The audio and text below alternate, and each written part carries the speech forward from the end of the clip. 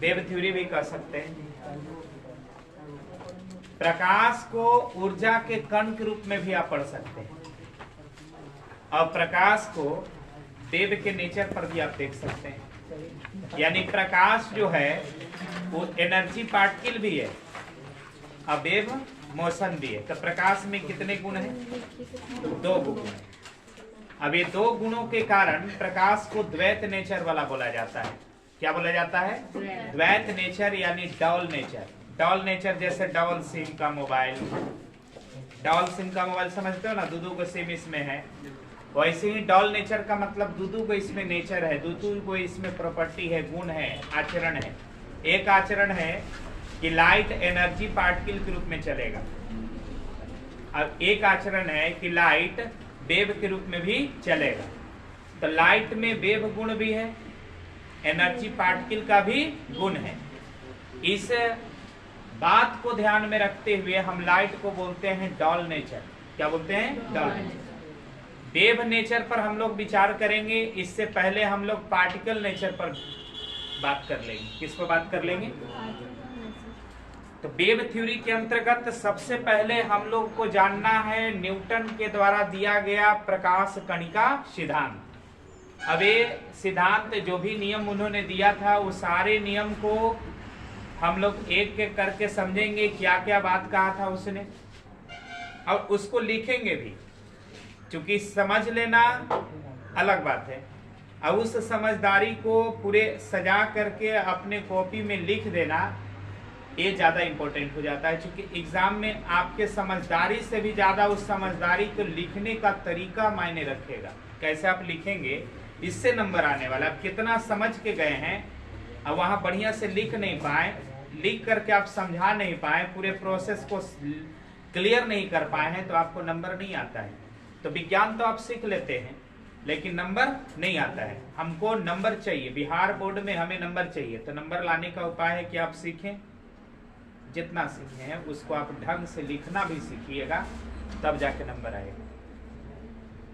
तो सबसे पहले न्यूटन ने 16वीं ईस्वी में, 16वीं शताब्दी में, 1660-65 की ईस्वी की बात होगी, उतनी स्पष्ट हम सन ईस्वी पर विशेष ध्यान नहीं देते हैं। ये सब आपको चाहिए कि सन ईस्वी थोड़ा सा देखा करें। तो उन्होंने प्रकाश के विषय में अध्ययन करते हुए प्रकाश के कणिका सिद्धांत को प्रतिपादित किया था, प्रकाश के कणिका सिद्धांत पर विश्लेषण दिया था। अच्छा, एक कणिका सिद्धांत क्या कहते हैं? न्यूटन कॉर्पुस्कुलर प्रिंसिपल, इसको हम लोग इंग्लिश में बोलेंगे न्यूटन्स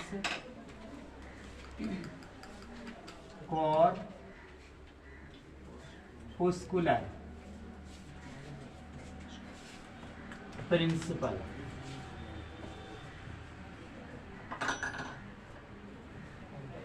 ऑफ लाइट, प्रकाश का ऑफ, या फॉर लाइट भी लिख सकते हो, फॉर लाइट, प्रकाश के लिए न्यूटन का कणिका सिद्धांत, प्रकाश के लिए न्यूटन का कणिका सिद्धांत। इसमें उन्होंने बात पहला क्या कहा? उसने कहा कि किसी प्रकाश स्रोत से प्रकाश छोटे छोटे ऊर्जात्मक कणों के रूप में बाहर निकल रही है, छोटे छोटे ऊर्जात्मक कणों के रूप में बाहर निकल रही है। इन कणों को उन्होंने प्रकाश कणिकाएं नाम रखा। क्या नाम रखा? तो पहला पॉइंट आप लिखेंगे तो क्या लिखेंगे? तो लिखना होगा किसी प्रकाश स्रोत से, किसी प्रकाश स्रोत से प्रकाश सूक्ष्म, सूक्ष्म माने छोटा, सूक्ष्म ऊर्जात्मक, सूक्ष्म ऊर्जात्मक, ऊर्जात्मक माने ऊर्जा से भरा हुआ, सूक्ष्म ऊर्जात्मक कणों के रूप में बाहर आ रही है। कणों के रूप में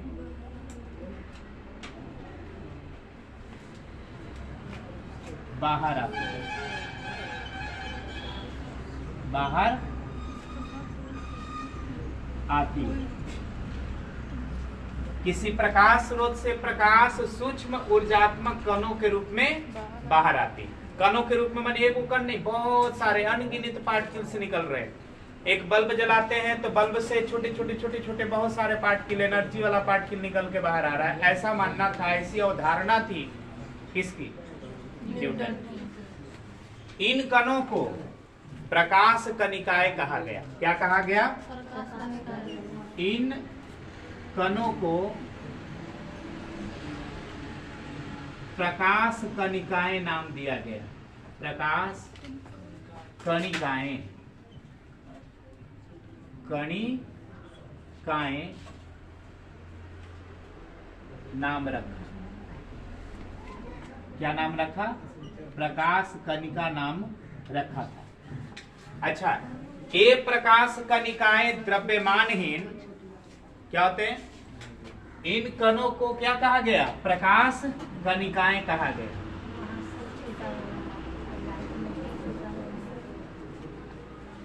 किसी प्रकाश स्रोत से प्रकाश सूक्ष्म ऊर्जात्मक कणों के रूप में, ठीक है ना? ये सब मिस हो जा रहा है, चलो ठीक है, ध्यान से तुम लोग मिलाना। चूंकि लिखने में क्या होता है कि हमको दो काम करना है, एक लिखना भी है, उसी बहाने समझाना भी है। तो अगर स्लिप ऑफ पेन हो जाती है तो आप हिंट कीजिएगा कि यहाँ पर ये लेटर छूट गया। डबल काम करने में हमारा माइंड एक समय में एक ही काम करता है, हमको दोनों काम करना है, लिखना भी है और सीखना भी है। तो थोड़ा सा स्लिप होगा तो आप लोग मैनेज कर लेना। मैं बोल रहा हूँ, ज्यादा इंपॉर्टेंट है। किसी प्रकाश स्रोत से प्रकाश सूक्ष्म ऊर्जात्मक कणों के रूप में बाहर आती है। इन कणों को क्या कहा गया? प्रकाश कणिकाएं नाम रखा। क्या नाम रखा? प्रकाश कणिकाएं। अच्छा, इन कणिकाओं के विषय में क्या कहा उन्होंने?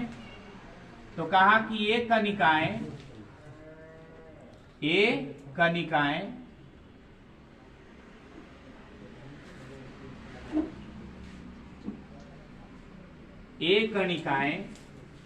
द्रव्यमानहीन। कैसा? द्रव्यमानहीन प्रत्यास्थ गुण वाले होते हैं। कैसे होते हैं? प्रत्यास्थ गुण वाले होते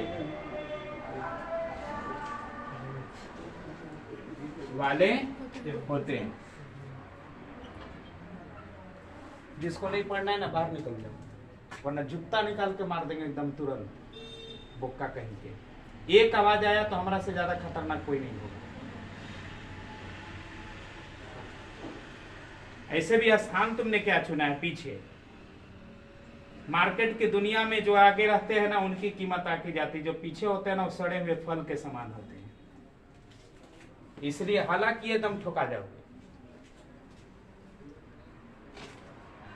ये कणिकाएं द्रव्यमानहीन प्रत्यास्थ गुण वाले होते हैं। ये दूसरा पॉइंट याद रखेंगे आप।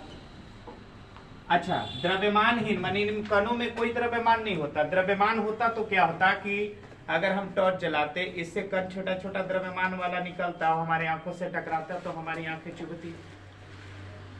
चूंकि आंखों में एक छोटा सा धूल का कण भी चला जाता है तो आंखें चुभने लगती है।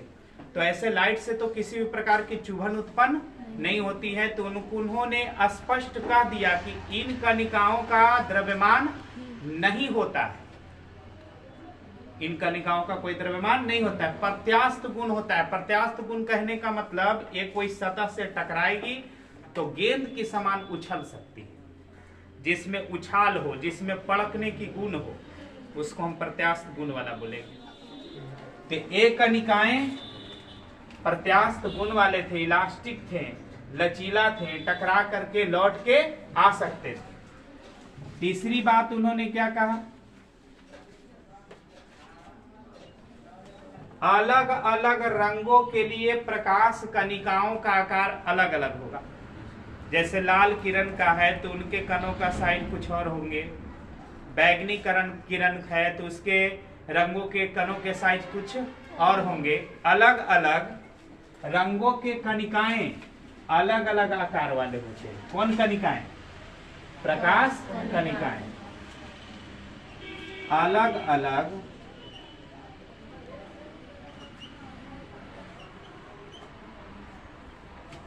रंगों के किरणों के लिए, रंगों के किरणों के लिए, किरणों के लिए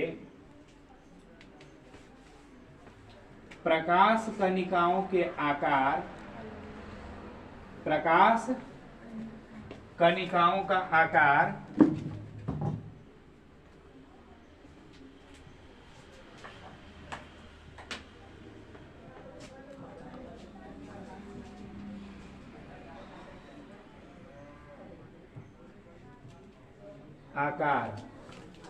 अलग अलग होता है, अलग अलग होता है।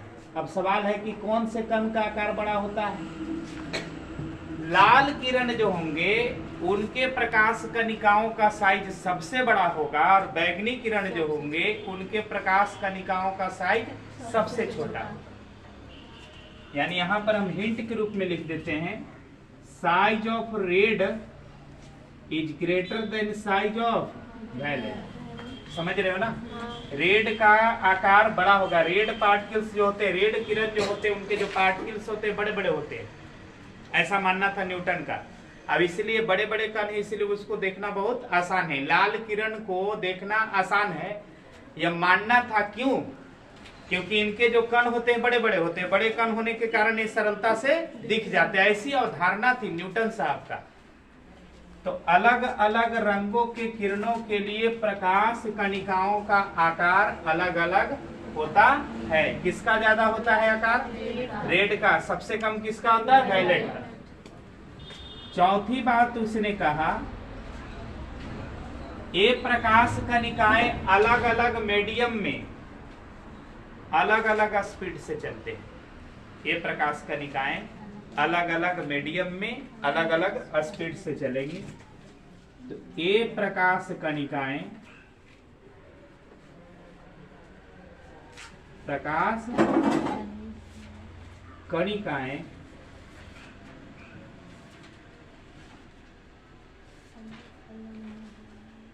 ये प्रकाश कणिकाएं अलग अलग माध्यम में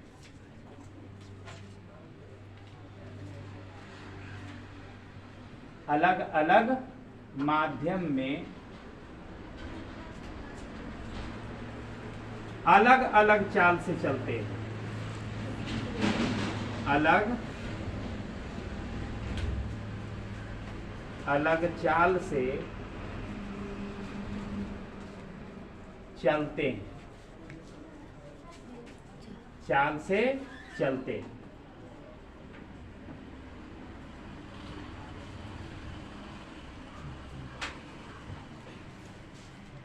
लेकिन उन्होंने यहां पर एक गलती कर दिया। गलती क्या किया? उन्होंने कहा कि विरल माध्यम में इन कणिकाओं का चाल ज्यादा होता है, कम होता है, और सघन में ज्यादा होता है, जो कि नेचुरली उल्टा है। कहां पर स्पीड ज्यादा होगा? ही डेंसिटी में, डेंसर में स्पीड ज्यादा माना और रेयर में कम माना। डी लिख दिया तो डेंसिटी। डेंसर मीडियम में स्पीड ज्यादा था, रेयर मीडियम में स्पीड कम था। थोड़ा सा उल्टा कन्वेंशन उनकी थी। अच्छा, और क्या उन्होंने कहा? ये 4 पॉइंट आपको एकदम कंठस्थ याद रखना है, नियमतः जैसे हमने लिखा है उसी रूप में आपको याद रखना है।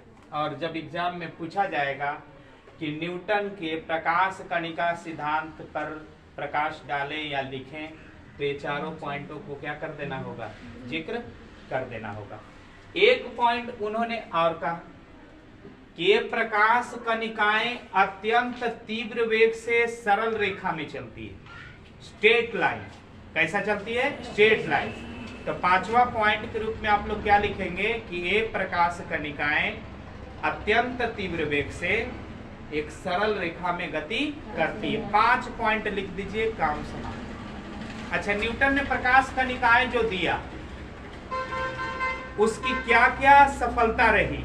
मैंने इस प्रकाश कणिकाओं के माध्यम से न्यूटन ने प्रकाश के विषय में कितनी सफल जानकारी दे पाया, वो कहलाती है उपलब्धियां। क्या कहलाती है? उपलब्धियां। तो न्यूटन के प्रकाश कणिका सिद्धांत की उपलब्धि क्या है, ये पूछ दे तो उपलब्धि यह है कि इसमें पता चल रहा है कि प्रकाश कणिकाएं एक सरल रेखा में चलती है, यानी यह प्रकाश की चाल की प्रकृति को प्रमाणित करता है। प्रकाश वाकई में सरल रेखा में चलता है। हम टॉर्च जलाते हैं तो लाइट ऐसा थोड़ी ना निकलता है, सीधा निकलता है।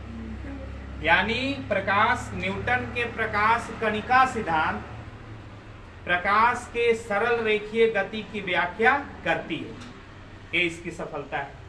दूसरी सफलता है कि प्रकाश के, न्यूटन के प्रकाश कणिका सिद्धांत परावर्तन को भी व्याख्या कर देती है और अपवर्तन को भी व्याख्या करती है। यानी इसकी सफलता 3 है।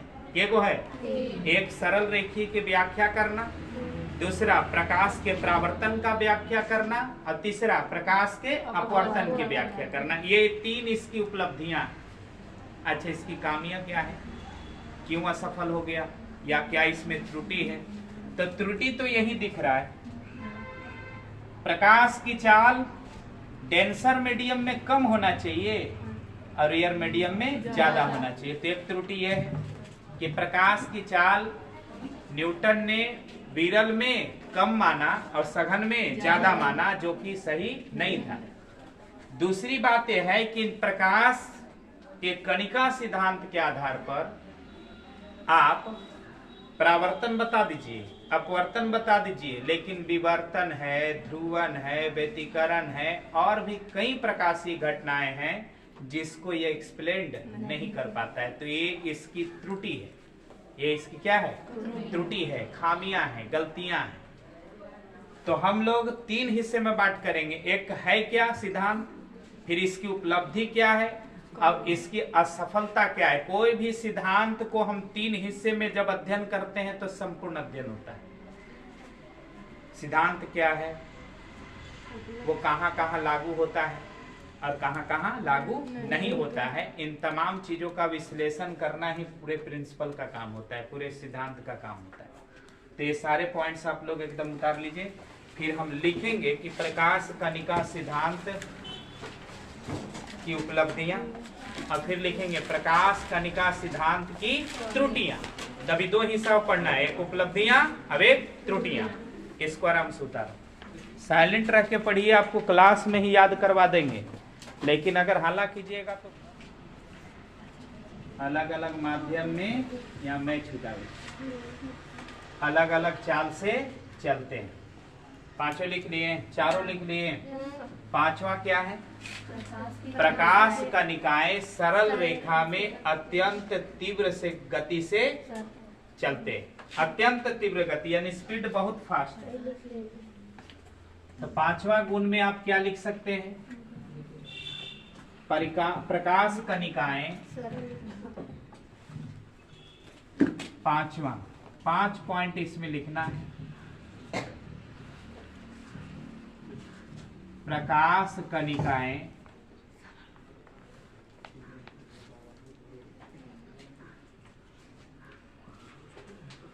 सरल रेखीय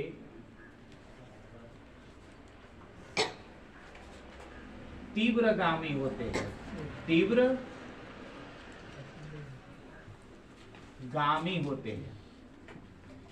दोनों बातें हो गया, इसमें हो गया ना। सरल रेखीय और तीव्रगामी होते हैं। प्रकाश की कणिकाएं सरल रेखा में बड़ी तेजी से आगे भागता है। ठीक है, तो 5 पॉइंट लिखेंगे तो हम समझेंगे कि आपने न्यूटन के कॉर्पस्कुलर प्रिंसिपल को पूरी तरह से एनालाइज कर दिया। अब इसकी उपलब्धियां क्या क्या है? न्यूटन के प्रकाश कणिका सिद्धांत ने क्या क्या हासिल किया, दुनिया वालों को क्या क्या समझाने में सफलता प्राप्त किया। तो इसकी उपलब्धियां पहली यह है कि यह प्रकाश के सरल रेखीय गति की व्याख्या करता है। क्या करता है? सरल रेखीय गति की व्याख्या करता है। उपलब्धियां, अचीवमेंट,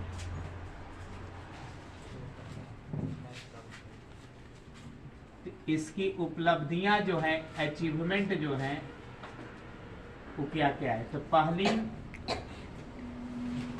यह प्रकाश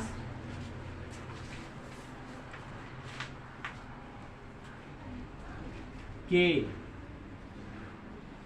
सरल रेखीय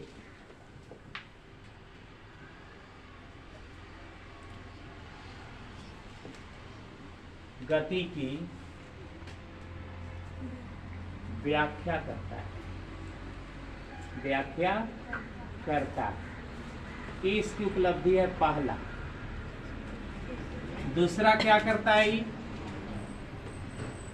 यह प्रकाश के परावर्तन की व्याख्या करता है। किसका व्याख्या करता है? यह प्रकाश के परावर्तन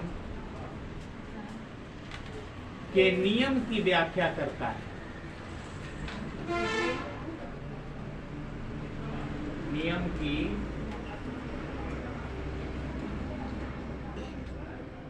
व्याख्या करता है। अच्छा, व्याख्या कैसे करेगा, कैसे समझाएगा? तो कहा उन्होंने कि मान लीजिए कि यह परावर्तक सतह है।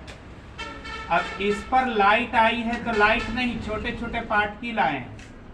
कौन आए हैं? छोटे छोटे पार्टिकल्स आए हैं।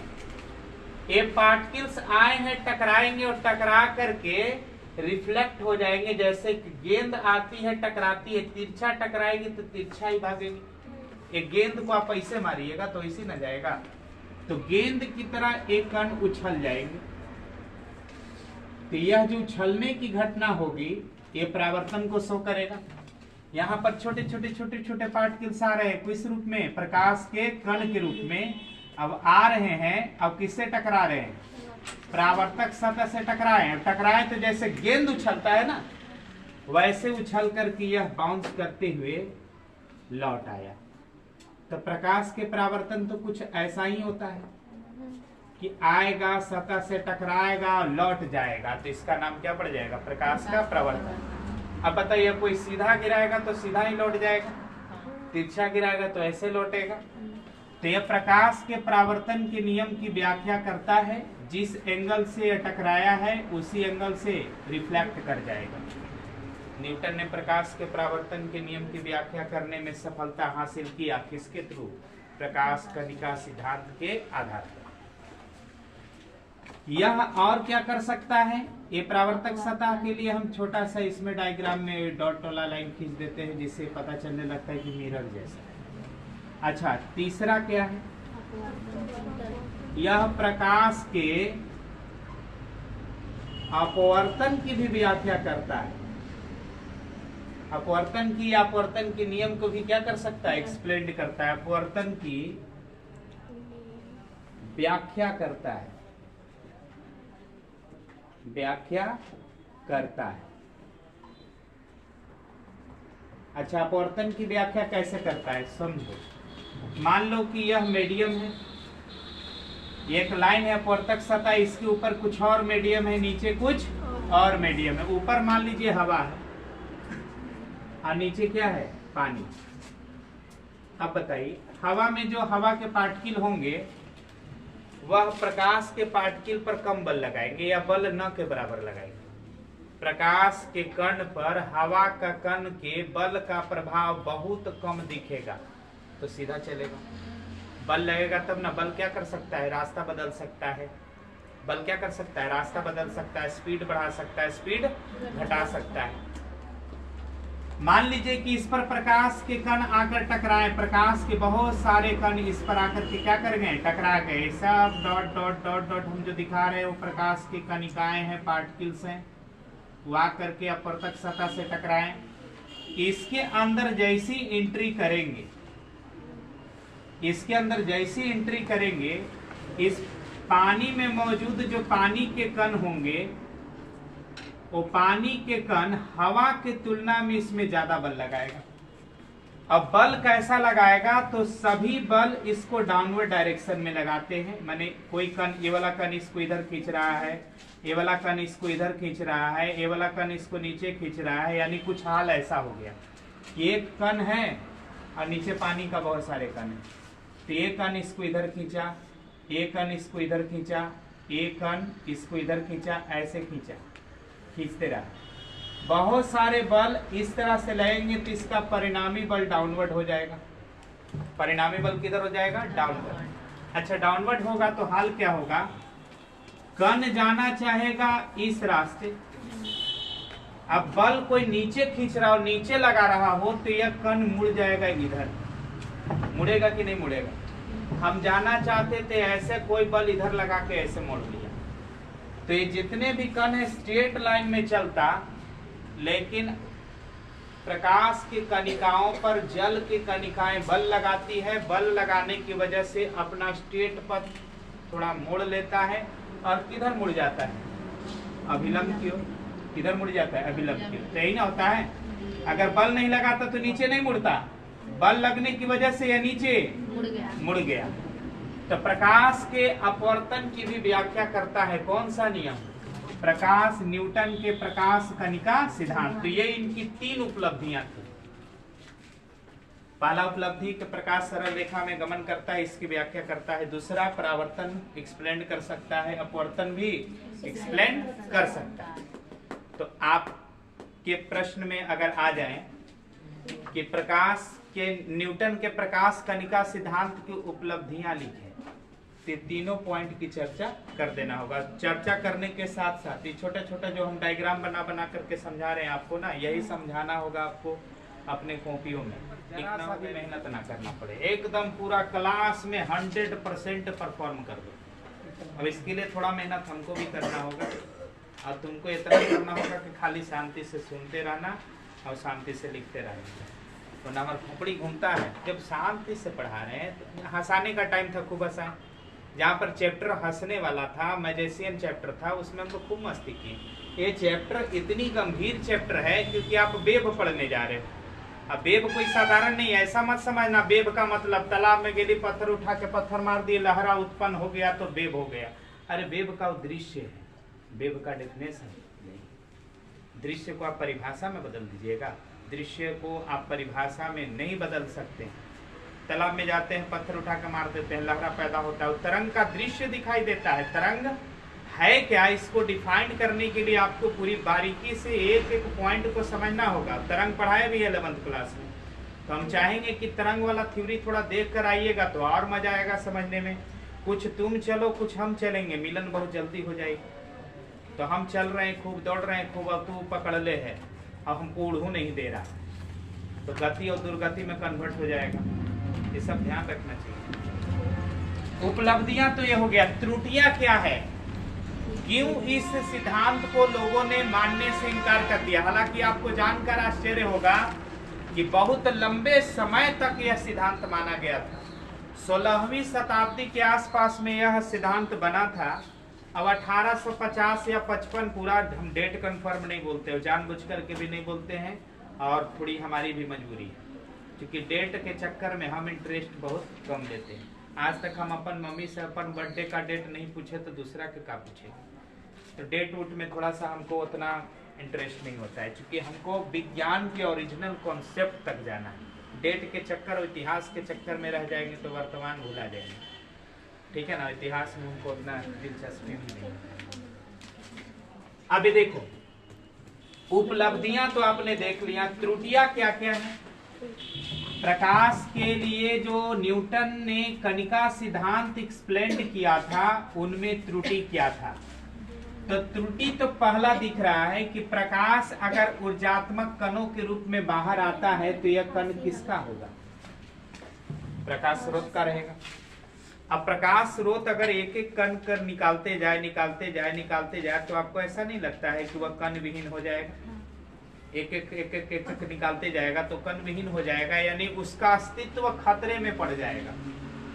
बल्ब जला रहे हैं, बल्ब से अगर एनर्जी पार्टिकल निकलती जा रही है, तो हो सकता है कि बल्ब के संपूर्ण एनर्जी पार्टिकल निकल जाए तो इसका अस्तित्व ही खतरे में पड़ सकता है। तो पहला त्रुटि में हम यही कहेंगे, त्रुटि का मतलब होता है एरर, खामियां। इसको हम लोग त्रुटि या खामियां कहते हैं।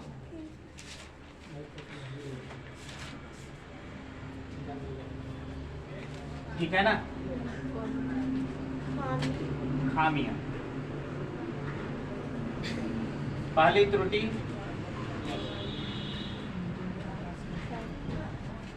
प्रकाश कणिका सिद्धांत, प्रकाश कणिका सिद्धांत प्रकाश के स्रोत पर, प्रकाश स्रोत के अस्तित्व पर, किस पर? अस्तित्व पर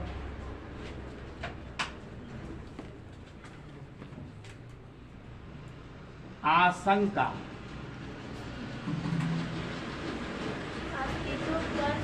अस्तित्व पर, आशंका माने शक, आशंका माने शक, खत्म हो जाएगा, आशंका व्यक्त करता है, व्यक्त करता है।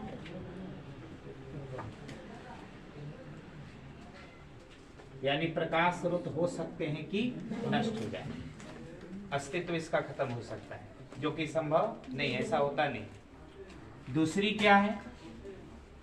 प्रकाश की चाल। अगर प्रकाश के कणिका सिद्धांत को आप सही मान लिए तो प्रकाश की चाल प्रकाश स्रोत की चमक पर डिपेंड करेगी। जो प्रकाश स्रोत ज्यादा चमकेगा उससे लाइट स्पीड ज्यादा निकलेगा, जो कम चमकेगा उसकी स्पीड कम होगी। लेकिन वर्तमान स्टडी में ऐसा मिला है कि प्रकाश की चाल को उसके चमक से कोई लेना देना नहीं, ये भी गलती हो गया।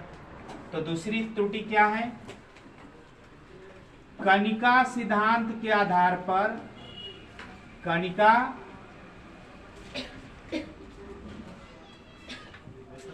सिद्धांत के आधार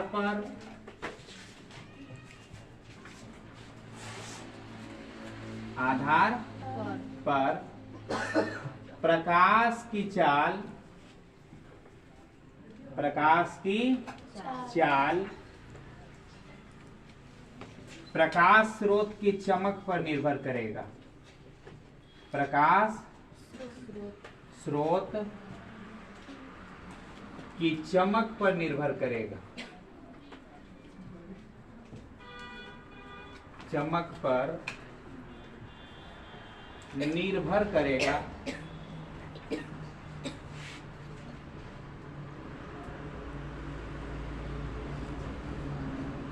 जो कि सत्य है कि सत्य नहीं है, जो कि सत्य नहीं, सत्य जो कि सत्य नहीं।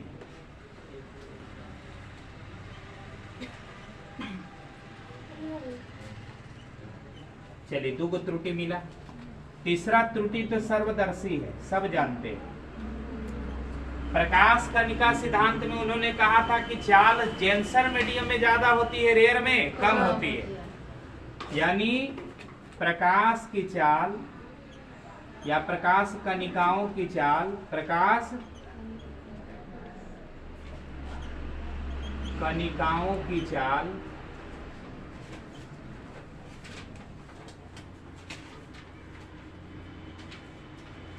सघन में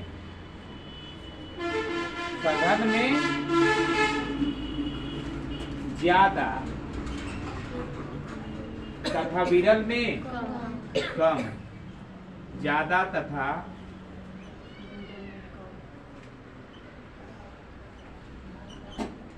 विरल में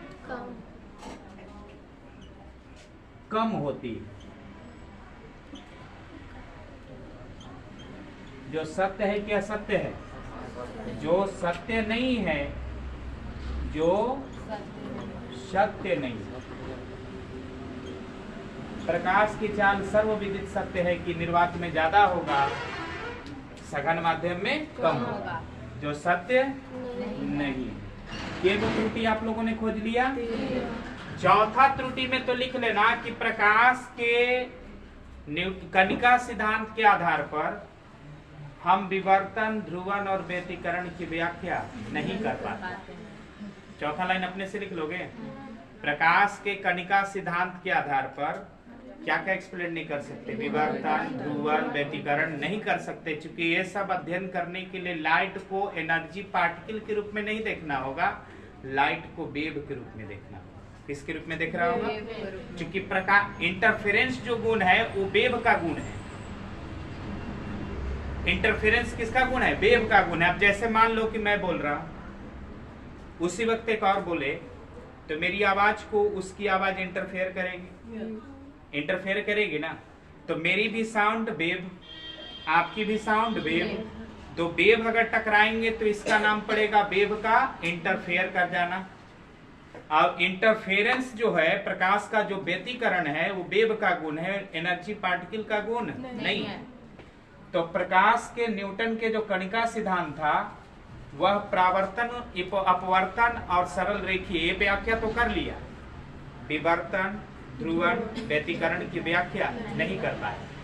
तो पांचवा, चौथा गुण में आप लोग अपने से भी लिख सकते हैं, ठीक है ना। चौथा गुण यहाँ घुसा के लिख देते हैं, पढ़ लेना, ठीक है ना। हाँ छोड़ दीजिए उन लोग को। चौथा गुण इसके बाद यहाँ लिख देते हैं, जगह हमको दिख रहा है, यूज कर लेना। या फिर आप क्रम भी बदल सकते हैं, आगे पीछे क्रम हो जाए तो उससे कोई लेना देना नहीं। क्या लिखिएगा? प्रकाश कणिका सिद्धांत से, प्रकाश कणिका सिद्धांत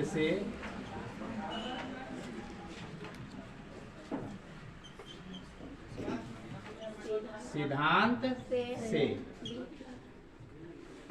विवर्तन और बताइए व्यतिकरण और बताइए ध्रुवन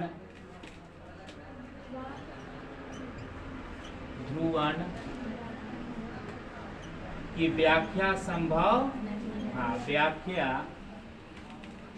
संभव नहीं, संभव नहीं। तो उम्मीद है कि आपको न्यूटन के प्रकाश कणिका सिद्धांत में इससे ज्यादा जानने की जरूरत नहीं, ठीक है। कोई भी सिद्धांत को हम लोग अध्ययन करते हैं कि सिद्धांत क्या है, उसकी कहाँ कहाँ सफलता मिली और कहाँ कहाँ असफलता मिली, इन तमाम चीजों के विश्लेषण करने का ही नाम होता है पूर्ण अध्ययन। क्या नाम होता है इसका? पूर्ण अध्ययन। तो हम लोग न्यूटन के प्रकाश कणिका सिद्धांत का पूर्ण अध्ययन कर लिए। अब न्यूटन के प्रकाश कणिका सिद्धांत के बाद हाइगेंस की वेव थ्योरी पर आना होगा। यानी हम प्रकाश को बताएं कि प्रकाश डॉल नेचर का होता है। डॉल नेचर का मतलब इसको आप एनर्जी के पार्टिकल के रूप में भी पढ़िए, आप वेव के रूप में भी पढ़िए। अच्छा, ये सवाल अगर एग्जाम आ जाए, 2 अंक में आता है कि प्रकाश द्वैत प्रकृति होते हैं, इसका मतलब समझाएं। तो आप लिखना होगा कि प्रकाश द्वैत प्रकृति होते हैं, इसका मतलब यह है कि प्रकाश को हम ऊर्जात्मक कणों के समूह के रूप में भी अध्ययन करते हैं और प्रकाश को तरंग सिद्धांत के रूप में भी अध्ययन करते हैं। बस ये तो लिखना होता है, काम खत्म होता कर लीजिए। अब बताओ, अगर आपने शांति से हमको सुना है तो मुझे गारंटी के साथ कहने में कोई डाउट नहीं होगा कि आपको 90% हिस्सा याद होना चाहिए।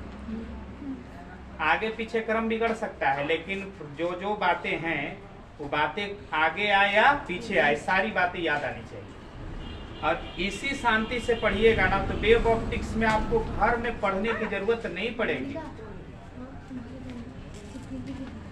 वेव ऑप्टिक्स में आपको घर पर पढ़ने की नौबत ही नहीं पड़ने देंगे। खाली आप शांति से यहाँ पढ़ लो, घर पर सोने जाओ, 8 बजे वीडियो अपलोड कर देंगे। पूरा वेव ऑप्टिक्स यही बनाएंगे, अब यहीं का वीडियो अपलोड करेंगे, सारे कोचिंग वाले देखेंगे। एसएलटी में भी देख रहे हैं, मेडिको में भी देख रहे हैं। कुछ स्टूडेंट तो क्या किया है ना, बहुत बढ़िया, एक स्टूडेंट है वो क्या किया कि मोबाइल को ब्लूटूथ से कनेक्ट कर दिया टीवी को। 8 बजे देखता है बेचारा, टीवी में कनेक्ट करके देखता है। मोबाइल में थोड़ा सा क्या होती है कि साइट वगैरह का दिक्कत होता है, तो आप अगर टीवी आपके पास वैसा एलईडी उससे कनेक्ट करके देख लो, 20 से 25 मिनट का हम लोग वीडियो अपलोड करते हैं। तो ये टेक्नोलॉजी की सहायता अगर हम अभी से लेना सीख लेंगे तो ज़्यादा बेनिफिट होगा। तो अगर ना सुविधा है तो मोबाइल से देखिए, मोबाइल भी नहीं है तो फिर कोई दिक्कत नहीं, आप क्लास में देख लें, मोबाइल लेने की भी जरूरत नहीं। हम ऐसा नहीं परामर्श देंगे कि अब मोबाइल में वीडियो बना करके भेज दे रहे हैं तो आप घर में जा करके हड़िया बर्तन पटकना शुरू कर दो और मम्मी के सामने धमकी देना शुरू कर दो कि मोबाइल हमारा खरीद के देना तो मट्टी के तेल डाल के हम जले लू खुद के। ऐसा गलती मत करना, चूंकि आपके माँ बाप जो हैं वो आपके इच्छाओं को मानते हैं कि वो आपकी इच्छाएं हैं वो पूरा करना चाहते हैं, लेकिन उनकी जेब अनुमति नहीं देती है तो कहाँ से करेंगे, है ना। तो हम लोग मध्यम वर्गीय परिवार से बिलोंग करते हैं। मध्यम वर्गीय परिवार का नहीं होता तो मोबाइल से हम रिकॉर्ड करके थोड़ी ना यूट्यूब पर डालते। हम भी बड़ा सा ले लेते एकदम कैनवास का बढ़िया 1-1.5 लाख रुपया का कैमरा लगा देते और 2 लाख रुपया का वो बोर्ड लगा देते हैं, और पूरा हम भी चाहते कि हमारा वीडियो फेसबुक पर जाए, इंस्टाग्राम पर डालते। हम डायलॉग बाजी कम थोड़ी ना जानते, हम डायलॉग को उतर जाएंगे तो खालू झेड़ देंगे, लेकिन हमारा डायलॉग आप लोग सुने नहीं है। देखना हो तो 27 जनवरी में आ जाइए SLP में, मैं कितना डायलॉग जानता हूँ, गिनने वाले गिनती भुला जाते। तो हम इतना डायलॉग मारना शुरू कर दें, अगर शेरो शायरी डालना शुरू कर दें, तब तो आपको मनोरंजन के माध्यम से हम यूट्यूब पर स्टार बन जाएंगे, लेकिन वो हमारी दिलचस्पी नहीं है, इंटरेस्ट ही नहीं है। हमको जनरल रहने की आदत है। बहुत सारे लोग कहते हैं कि शक्ति सर आप जॉब काहे नहीं ले रहे, जॉब काहे नहीं ले रहे। अरे हमरा से पूछिए हम कहाँ जीना चाहते हैं। हम जॉब ले भी लेंगे ना तो जिंदगी में हम किसी को बॉस के रूप में बर्दाश्त नहीं कर सकते, और जॉब लेंगे तो कोई ना तो कोई बॉस मेरा होगा ही। जॉब का मतलब होता है जस्ट ओबे योर बॉस। आपके ऊपर कोई बॉस है, उसका आपको पालन करना है। इसमें तो भाई सब कोचिंग का बॉस हम ही है, इसमें कोई डाउट नहीं है। कोई कोचिंग वाला इतना तेवर में नहीं बोल सकता है कि कल से आप पढ़ाने नहीं आइएगा, कहे कि जय श्री राम।